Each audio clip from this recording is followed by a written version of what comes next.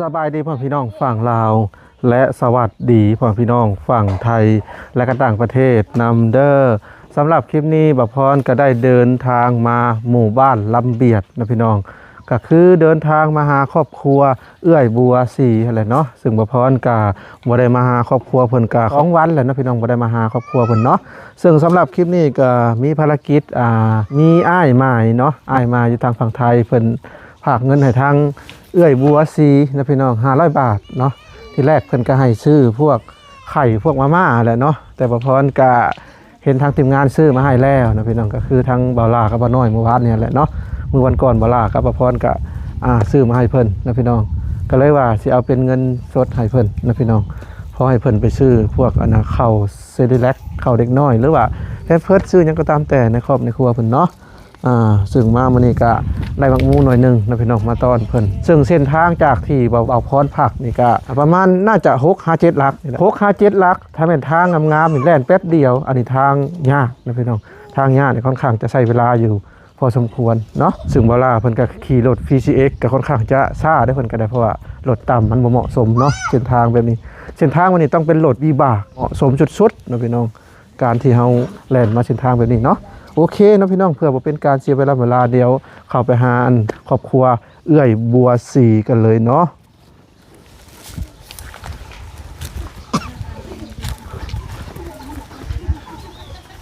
สบายดีสบายดีอยู่กันพร้อมหน้าพร้อมตาเนาะมื้อนี้โดยซึ่งมามื้อนี้ก็ซื้อหมักหมูมาฝากเด้อขอบใจหลายๆให้มีโชคมีลาภเด้อน้องเอ้ยหมักหมูแล้วก็เงินเนาะมี FC ทางมาพรอยู่ทางฝั่งไทยเพิ่นฝากเงินให้500 บาทเนาะมาพรก็แบ่งซื้อหมักหมูให้พี่น้องให้ข้าวร่ำรวยเด้อ300,000อายุดีมีแหงเราซื้อได้ใดเพิ่นซื้อพี่ไม้เด้อพี่ไม้โอ้พี่มาอยู่ทางฝั่งไทยเพิ่นฝากมา500 บาทโดยขอบใจหลายๆนะพี่ไม้เอ้ยให้ร่ำให้รวยความเจ็บอย่าให้ได้ความใครอย่าให้มีก็ให้มีโชคมีลาภเด้อสาธุขอให้ถูกรางวัลที่1ให้ร่ำให้ไว้ให้สุขภาพแข็งแรงดีสาธุดีแม่พี่ไม้ขอบคุณทางพี่ไม้หลายๆนะพี่น้องขอบคุณหลายๆสาธุที่ฝากเงินให้ทางครอบครัวเอื้อยบัวสีให้ร่ำให้รวยกว่านี้เด้อสาธุมีความสุขความเจริญเด้อพี่ไม้เอ้ยฝากถึงพี่ไม้สาธุดีแม่เป็นจังไดน้องๆพากันเลิกโรงเรียนแล้วเลิกแล้วตอบปอยังล่ะน้องๆปอ2เบิด2คนบ่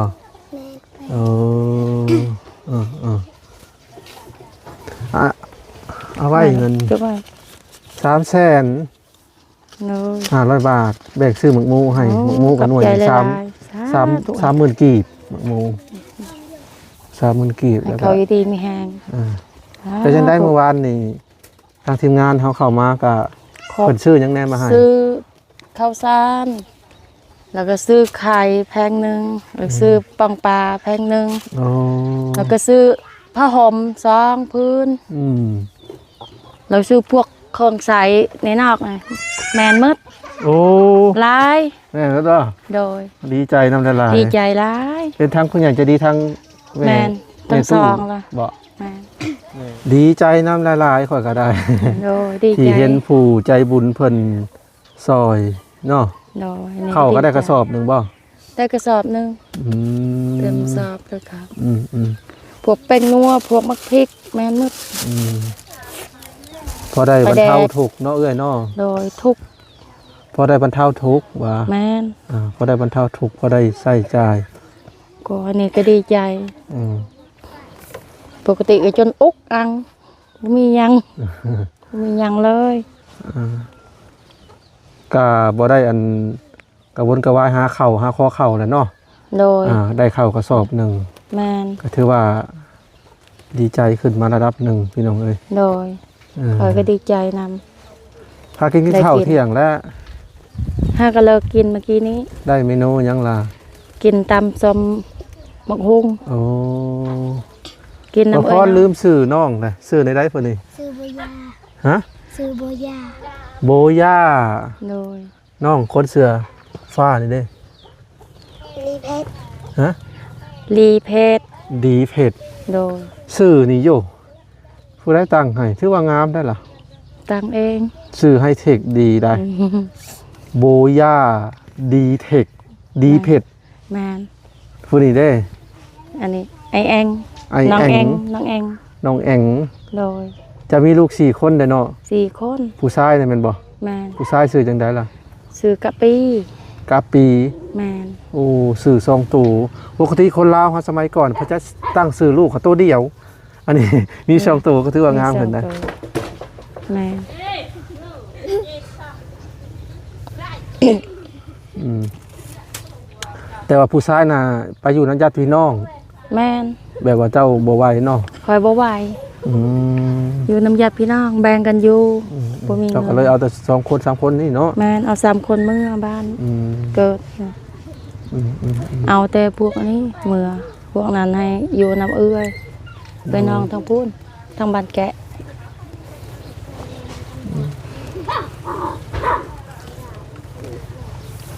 โรงเรียนบ่ได้ไกลบ่น้องโบย่า ย่างไปใกล้ๆนั่นว่า โด อยู่ไสโรงเรียนน่ะโอ้อยู่ทางหน้าบ่ได้อยู่พุ่น บ่นี่อยู่ตรงพี่ อยู่ทางพี่ ใกล้ๆนี่เอง ปัจจุบันก็มีบ่อยู่พุ่น อยู่พูนเอาทั้งบ้านเก่ามี มีคือกัน มี มื้อนั้นบ่พรอันมาหาเจ้าเลยเข้าไปผูกก็เห็นนักเรียนวุ่นๆอยู่ โอ้แม่น มัน มี บ้า ฮอน ดป เก่า ยังล่ะอยู่นี่ มีป .1 ป .2 ป่ะ ครับป5แล้วไปต้องเข้าอยู่พุ่น แม่นมันอยู่ซอกลีกเนาะ ประมาณอีก 2-3 ลัก แม่น 2-5 ลัก 2-3 ลักนี่แหละไปอีกบ้านเก่าเนาะ แม่นบ้านเก่ามันยังบ่พัฒ โบ นาปาน ย่า ใด ดีเผ็ด แม่น ไอแอง ไอ้แอง แอง แม่น แม่ลูก4นะพี่น้อง โด ชาวบ้านมาแปลงให้แล้วบ่ นี่แปลงซ้ำนี่แหละ แปลงพอได้ ใหญ่ซ้ำนี่ เท่าเนาะ เอ้ย อยู่ไปก่อนพี่น้องเอ้ย โดย ในใจก็อยากได้อันกระท่อมแบบดีๆให้เพิ่นเนาะกระท่อมแบบคืออันเอื้อยลีซาวลีอยู่บ้านปุ่งนะพี่น้องสำนั่นก็โอเคแล้วซาวลีเพิ่นก็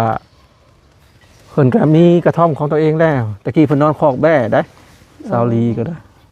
ก็บ่แตกต่างกับครอบครัวเจ้า คอยก็บ่มีหยังจักสิเอาหยังไป ซาวลีเดี๋ยวนี้ก็คือจังว่ามีที่ดินเป็นของตัวเอง โอ้ มีเฮือนหลังน้อยๆมีน้ำบาดาลแล้วก็ถือว่าเพิ่นก็อยู่ได้ละ ซ้ำนั้นก็ดีใจแล้วเนาะ ข่อยก็จะให้เจ้าได้ฉะนั้นอยู่แต่ก็ แม่น สิลองมาถ่ายเจ้าเรื่อยๆนั่นแหละ สาธุ เพื่อว่ามีผู้ใจ เนาะ ดีอันสมทบเข้ามาเนาะ แม่น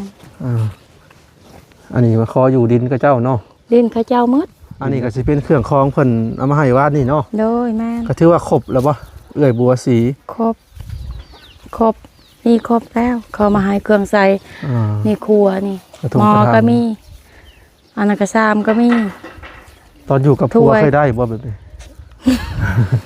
บอนได้บอนบ่ครบน้อง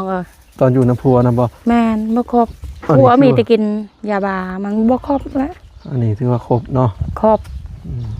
ได้งั้นพวกน้องๆพวกพี่ ผัวเจ้าหาห ๆ น้าตาแบบนี้เลยบ่ แบบนี้แหละ แบบนี้เลยบ่ แม่น กับแบบนี้บ่ แม่น จากที่ค่อยเบิ่งนะ แม่นแม่นเอาตากว้าง กับแบบนี้บ่คือเนาะ ๆบ่คืนบ่คือ คือเจ้าเป็นเนาะ แม่น แต่ผู้ชายนี่จะคือพ่อปะ คายพ่อผู้ชาย โอ้คล้ายๆพ่อ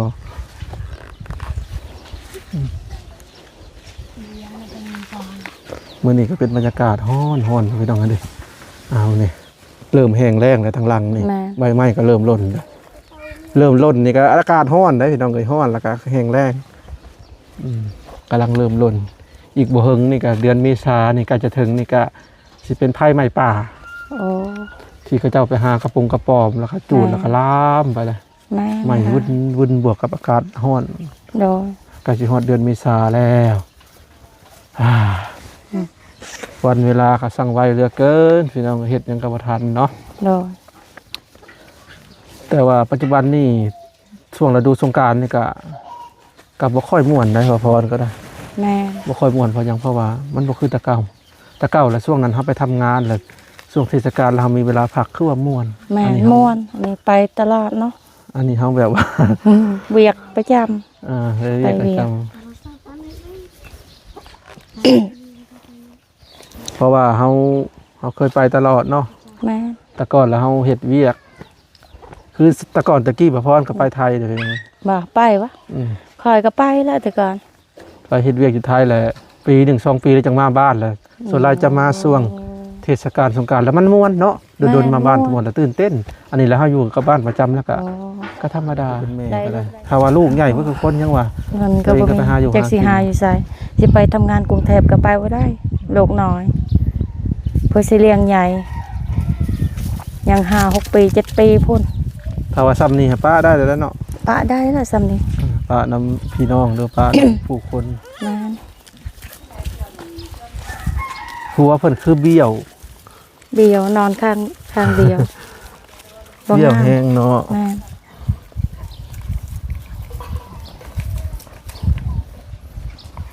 บ่งาม ปกติผู้เป็นแม่และห้องไว้บ่ได้แม่นบ่ ยัง หรือว่าเบี้ยวแล้วก็เพิ่นมักมิดหัวตลอด บางทีก็บิดบางทีก็นอนไผนอนมันไม่ได้บิด อืม คันบิดตลอดงามอยู่ ต้องแม่ได้ใส่ใจ แม่น เวลาลูกแบบบิดหัวแล้วเขาก็ต้องเอายังหมุนไว้ ไม่ได้มูลเลย ปล่อยเราเลยกลางเว้นนี่อยู่อยากได้เลยเนาะ ฮ้อน ฮ้อน อ่ะ ต้องไปหาส้นอยู่ตารางเฮือนของเขาเจ้า มีแต่กลางคืนน่ะได้อยู่กลางคืนน่ะเย็นอยู่เนาะ แม่ ช่วงนี้ยังเย็นอยู่ เย็นอยู่ เพราะว่าเขตแถวบ้านเพิ่นนี้ส่วนหลายผู้หญิงนี่จะไปสู่ผัวเนาะ แม่ จะส่วนมากเนาะ เป็นคุกคน หันน้อยนักจะเอาผัวมาเฮือน นอก ผั จาก ว ว่าบ่ เขา มี ไม่ ค อยาน ก อะไร มา เนาะ ไม่อยากมาแบบเขาไปสะดวกอยู่บ้านเมียเฮ็ดเบียกหลาย เขาไม่อยากมาบ่อดทนคนเราถึง ส่วนหลายผู้หญิงนี่จะไปอยู่เฮือนผัวเนาะ แม่ ถ้าผู้ชายมาเฮือนเมียได้จ้ะ ผู้ชายมาเฮือนเมียผู้ชายก็นักเฮ็ดเบียกอยู่บ้าน เป็น เมี เรี ย ยงนัก แม่ผู้หญิงไม่ยอม ผู้หญิงหมักผู้หญิงก็ไปอยู่บ้านผัว อ๋อ เป็นแบบนั้น เป็นประเพณีทางบ้านเพิ่นพี่น้องเอ้ย แม่นแบบนี้เลยอยู่ดีๆอยู่ดี เป็นประเพณีทางบ้านเพิ่น แต่ว่าล่าวหลุ่มเพิ่นว่าผู้ชายจะไปสู่เมียนะ ๆแม่นแบบนั้น ไปสู่เมียนี่ค่าดองรุดเด้ค่าดอง10ค่าดอง20 30ล้าน ไป ไปสู่เมียก็ลดครึ่งหนึงก็สิในหน้า แบบนั้นแหละ พอสิลดนะเพราะว่า ไปฮ็ด ต้องเอาแฮงไปสู่นะเขานะเขาก็ลดให้ แม่นแม่นแบบนั้น กัดผู้หญิงได้ซะผู้ชายแต่งมือเฮือนได้ค่าดองเพิ่มบ่ 30ป้ายแล้วงัวควายก็ได้ละ8 7 ถ้าว่าเอาผัวมาเฮือนก็ได้ซ้ำเก่าหรือว่าลดลง ลด ลดคือกัน แม่น โอ้ ลด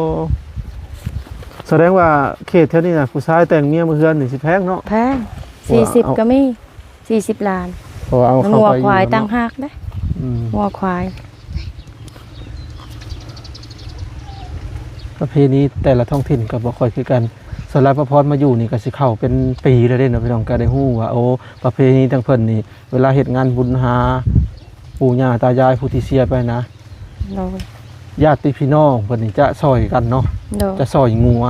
โดยเฉพาะเคยนี่ แม่น สู่ในเฮือนยายนี่เคยก็ต้อง มีจักเคยก็ต้องผู้ละโตเอามาสมทบ แม่นแม่น ถ้าว่า 10เคย ผู้ใด ก็ บ่มี 10 ก็ โต เข้ากัน โดย 2คนต่อโตเฮ็ดคักอะไรเนาะ เลย แม่นค่ะ แล้วก็บุญแจกบุญหยังนี่ก็ยิ่งใหญ่ครับพี่น้อง ยิ่งใหญ่ จัดการอลังการแล้วก็งานดองก็จัดใหญ่เขต โดยแม่น พรยอมรับอันนี้ แม่น แถวนั้นผัดบ่ได้แถวนั้นผัดยังนิ่นประหยัดนี่ อันนี้หลายงัวควายก็หลายกันเฮ็ดบุญมีเคยหลายก็หลาย อืม ขามืดงัวควาย ว่าง่ายที่พี่อยู่ที่นี่นะเขตที่นี่นะสลายจากที่ประพรเห็นนะฮะ โดย ซ้ำคนมีแถวเขตบ้านประพรจัดงาน แม่น ปอเพิ่นจัดอลังการอันนี้ขณะคนมีอยู่แถวเขตบ้านประพรเขายังบ่จัดใหญ่ปานนี้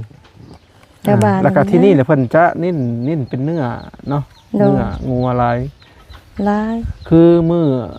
2-3 อาทิตย์ก่อนก็ทางเขตบ้านฝงบ่พอก็ได้ไปร่วมงานกันเพิ่นว่า10กว่าโตวะนะ อ๋อโถจัดงานลิงเนี่ยอลังการใหญ่งานแจก มา ได้เงิน500 บาทก็ไปซื้อแพมเพิร์สให้ลูกบ่ แม่น หรือว่าซื้อนมซื้อหยัง แพนเพิร์ส สำคัญเนาะ แม่นตัวนั้นสำคัญเขาเอาเขานี้ย่ำเขานี้เอานี่ อืม ย่ำเอา คือแพมเพิร์สเนาะ โดย อืม เปลืองบ่ผลใช้แพมเพิร์ส อาทิตย์หนึ่งก็ใส่ทองหนึ่งก็ยังบ่หมดประหยัดใส่บางทีก็ตาก อ๋อ ตากก่อนแล้วมาใส่ ใส่ เป็น แล้ว อาทิตย์ ใส่แล้ว ปลาย ทิ้ง ๆตัวใดงามๆก็ตากไว้ แห้งคือกันบ่ แห้งจำเป็นนั่นแหละมันบ่มีก็เฮ็ดแบบนั้น เอาเป็นเพิดเก่าตาก แห้งก็แห้งบ่คัก อัน เนาะ ทีละอันนี่ตากไว้ใส่ก็ตาก มันบ่มีเงินซื้อ อืม เจ้ากินบ่เขียดบ่พรน่ะ กินอยู่ จังหน่อยสิเอาให้มีที่ใหญ่ๆลูกไปเยืองกลางคืน แส ใส่ ดงว่าแถวนี้ยังมีกบเขียดอยู่พอได้กินอยู่เนาะ หลายเด้อ แม่นเนาะ ลูกนี่ไปเยืองนำเวยน้องนี่ อ๋อน ำน้องสาวนี่กลางคืนสิให้เยืองให้ไปตอนพวกเบาพรนั่นแหละ อ๋อขอบใจหลาย รอ ๆเขตแถวนี้น่ะคือเขตอยู่เขตนอกอีหลีอะหรอ แม่ นี่กลางโคกทุกคนที่เคยถ้าว่าผู้ใดอยากมาสัมผัสเขตบริเวณแถวนี้ให้มาเขตแถวนี้นะพี่น้อง รอ จะรู้สึกว่าโอ้ย้อนอดีตไปช่วงที่เฮายังน้อยๆนะ แม่ ตะกี้ป่าบ้านข่อยก็เป็นแบบซี่ รอ แต่ทีนี้เขาบุกเบิกเห็ดไร่อ้อยไร่ต้นยูคาเบิดก็เลยกบเขียดก็บ่ค่อยหลาย แม่ที่นี่ล่ะ ถ้าผู้ใดอยากมาก็มาประสบการณ์อยู่นี่มาเบิ่งธรรมชาติอยู่พี่ได้แล้วไปมาเบิ่งกลางโคกอยู่ที่นี่เขตองค์ว่างก็คือกันมาเลยสิมีความรู้สึกปุ๊บคิดฮอดอดีตทันทีเลยแล้วก็เส้นทางนี่ก็บ่อยากคิดจะเว้า รอ ถ้าผู้ใดมานี่ก็ต้องเตรียมใจให้พร้อมคือช่วง2 3 5 4 ปีคือหลังนะบ่พรเคยมาได้บ้านนี่ รอ มาตามหาคนนะเราไปอเมริกาประมาณ 40 กว่าปี เคยมาตามหาเด้ อ๋อ มาครั้งแรกจังว่าป้าโธ่เห็นธรรมชาติดีใจครับบ่เคยมาช่วงยามพล รอ หลัดป่าองค์หมั่งมานะ แม่ ทางเพื่อนก็พูดลุยมาแล้วครับนอนค้างคืนอยู่บ้านระเบียดขึ้น โอ้ นอนอยู่ครับ โอ้ หมู่บ้านเจ้านี่ค่อยมาประมาณ3 ครั้งแล้ว โอ้ 3 ครั้งที่มาพ่อเจ้านี่แหละ รอ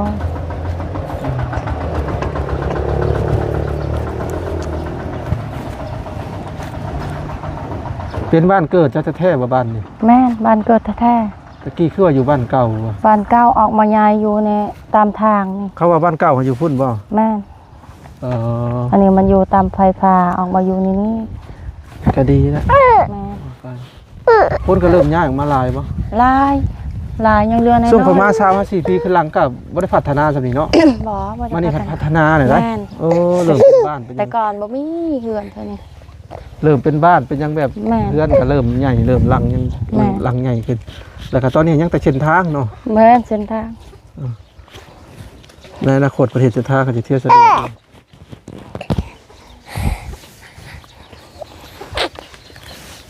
เอ้าโอเคเจ้าว่าเพิ่นอยากนอนเหรอวะจ๊ะ แม่นอยากนอนแล้วฮอดเวลาตอนเพลน ตอนเที่ยงอยากนอนเนาะ อยากนอนแล้ว จาเมียงนี่คือกินชม แม่นกินส้ม มีบ่บักถั่วแฮอยากได้บักถั่วแฮ มักถั่วแห่มีอยู่พุ่นอยู่กก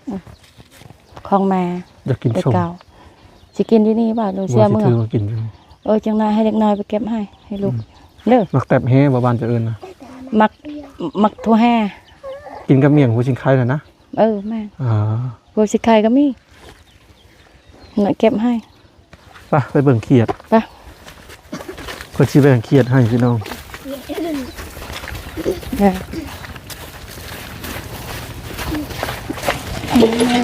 มาตั้งครูได้ตั้งครูก่อนนี่เจีย ตู อ๋อเฮ็ดได้เอานี่นะ เยืองกลางคืนลูก2คนไปกับเอ้ยน้อง แสดงอยู่พี่ยังมีพอได้กินอยู่เขียด ลายเด้ อืม เดี๋ยวนี้ต่างหากสิฮะ เขียดคาคำ ยาว เฮ็ด ทอง ได้จังสิบ่ตุยเนาะ แม่น เอาใส่น้ำเมื่อบ่ บ่ได้ใส่ยังอย่ามันตาย อืม เอาอันนี้เพิ่งใส่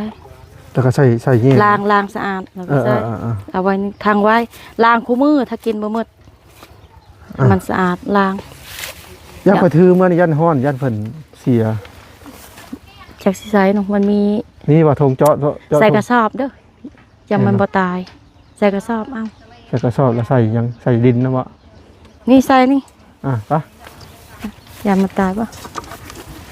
ใส่ทองอย่าเอาทองลูกอย่าเอาทองอยู่พี่ เอาเนาะพี่น้องเพิ่นก็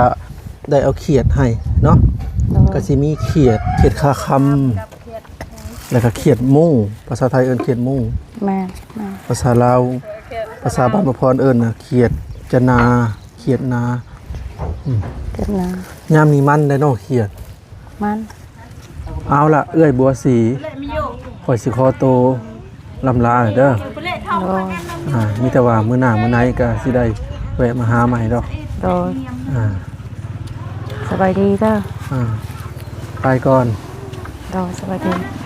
เอานะพี่น้อง ตอนนี้ก็มาฮอดส่วงท้ายคลิปเลยเนาะ ซึ่งสำหรับคลิปนี้ก็มาอัปเดตครอบครัวเอื้อยบัวสีนะพี่น้องพี่แต่ว่ามื้อหน้ามื้อไหนก็สิได้เดินทางมาอีกเด้อพี่น้องเนาะ โอเคนะพี่น้องสำหรับคลิปนี้บอกว่าก็สิได้ขอตัวจบคลิปไปเช่นนี้ก่อนเนาะก็มีแต่ว่าติดตาม EP ต่อไปเนาะ ซึ่งมื้อหน้ามื้อไหนก็สิได้เดินทางมาหาเพิ่นอีกเนาะพี่น้องเนาะ เอาล่ะพี่น้องไปก่อนเด้อ สบายดี